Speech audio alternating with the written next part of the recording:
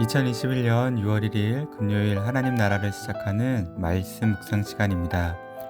오늘 말씀을 읽어주실 다음 세대 가정은 박상윤, 원미경 담임 목사님 가정인데요. 목사님의 가정의 사형제 틴주누리 박세음, 박이룸, 키주누리 박채음, 박다음 친구가 오늘 잠언 21장 1절에서 16절 말씀을 읽어주시겠습니다. 이는 하나님의 말씀입니다. 잠언 22장 1절부터 16절까지 말씀입니다. 많은 재물보다 명예를 택할 것이요 은이나 금보다 은총을 더욱 택할 것이니라. 가난한 자와 부한 자가 함께 살거니와 그 모두를 지으신 이는 여호와시니라. 슬기로운 자는 재앙을 보면 숨마 피하여도 어리석은 자는 나가다가 해를 받느니라.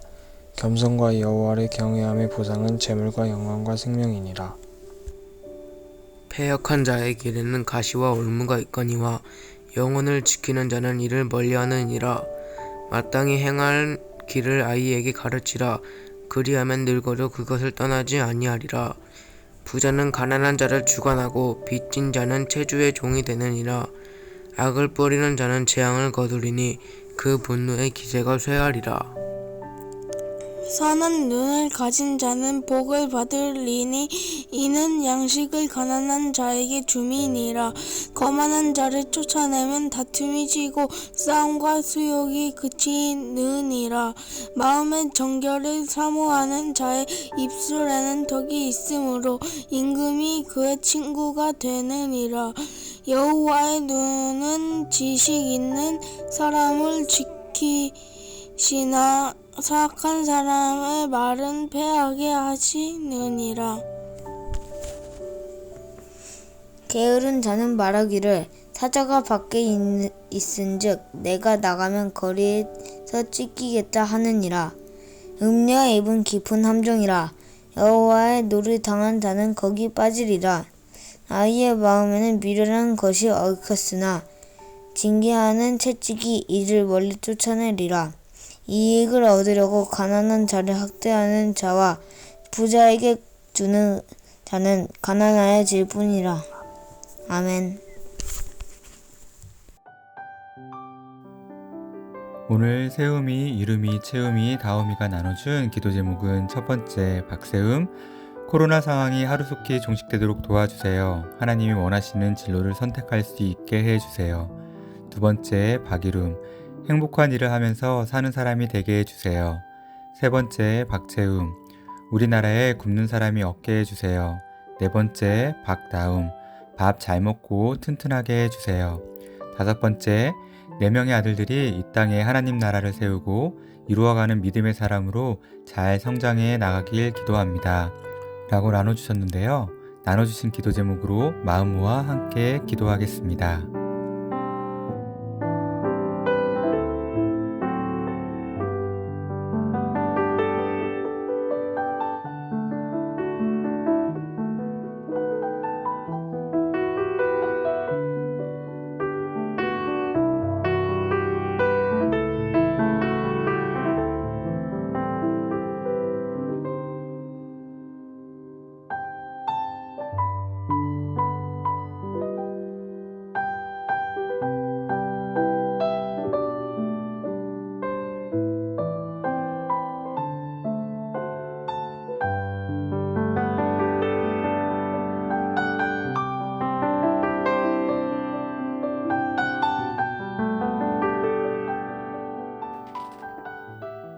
사랑하는 주님, 하나님의 귀한 아들들 세움, 이름, 채움, 다음을 위해 기도합니다.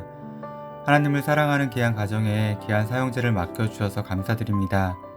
세움이가 하나님이 원하시고 자신도 기뻐할 수 있는 진로를 잘 선택할 수 있게 해주시고 코로나 상황이 하루빨리 종식되어 사람들의 삶이 회복되게 하여 주시옵소서. 이름이가 자신이 원하는 꿈을 자신이 기뻐하는 방법으로 살아가는 행복한 사람이 되게 해주시옵소서. 하나님, 아직도 우리나라에는 매일마다 한 끼를 고민하고 있는 사람들이 있습니다. 그들에게 일용할 양식을 허락하여 주시고 다음의 삶을 통하여 많은 사람들을 먹이고 살릴 수 있게 하여 주시옵소서. 막내 다음이가 밥도 잘 먹고 건강하고 튼튼하게 하시고 하나님 안에서 매일 영과 혼과 육이 잘 잘 성장하게 하옵소서. 귀한 사형제가 이 땅에서 하나님 나라를 아름답게 세우고 이루어가는 믿음의 사람으로 잘 성장하게 하옵소서. 예수님의 이름으로 기도드립니다. 아멘. 요 며칠간 하나씨를 통해서 하나님의 주권에 대해서 더욱 생각해 볼 수 있는 시간이었습니다. 하지만 우리는 하나님의 절대 주권을 인정하지만 때로는 마음이 힘들거나 불편할 때가 있습니다. 특별히 성경 곳곳을 보면 하나님의 절대 주권, 땅땅 이러면 너무나 쉽게 결론 지을 수도 있지만 때로는 우리의 심정으로 이해하고 받아들이기 힘든 본문들도 참으로 많이 있는 것 같습니다.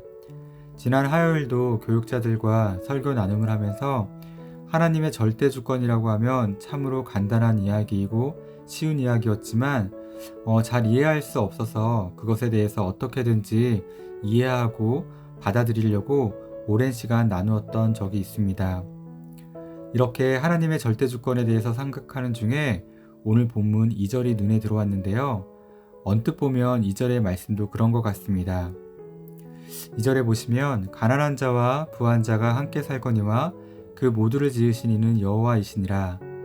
이 말씀을 문자 그대로 보면 마치 하나님이 어떤 사람은 가난한 자로 살게 하시고 어떤 사람은 부한 자로 살게 하신다라고 받아들일 수 있습니다.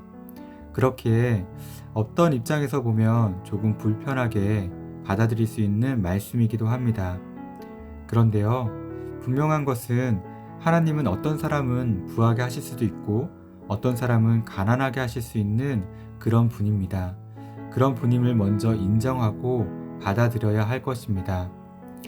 하지만 2절의 초점은 부와 가난에 초점이 맞춰진 것이 아니라 존재의 사람에게 있습니다. 부자나 가난한 자 모두 하나님이 지으신 피조물로 서로 존중되어야 할 존엄성을 지닌 존재라는 것입니다. 부자라고 해서 가난한 사람을 깔보거나 업신여겨서 또는 함부로 판단해서는 안 되는 것입니다. 가난한 사람이라고 해서 부자를 마치 불법으로 부자가 된 것처럼 오해해서도 판단해서도 안 되는 것입니다. 또 너무나 자신과 다른 존재로 바라봐서도 안 되는 것이죠. 하나님 앞에 모두가 근본적으로 동등하고 평등한 존재임을 말해주고 있는 본문입니다. 그래서 부한 자리에서 또한 가난한 자리에서 서로 돌아보며 살아가야 한다라고 말해주고 있는 것입니다. 그렇다면 우리가 이 말씀을 처음 보았을 때 말씀의 의도와 다르게 왜 불편하게 느꼈을까요? 그것은 우리의 삶의 초점이 부와 가난에 많이 맞춰져 있기 때문입니다. 부와 가난에 대해, 물질에 대해서 우리는 민감하기 때문입니다. 물론 부, 가난 이런 물질에 대해서 우리는 무시할 수 없습니다. 하지만 적어도 그리스도인이기에 부와 가난, 물질이 삶의 중심과 초점이 되어서는 안 되는 것은 분명합니다.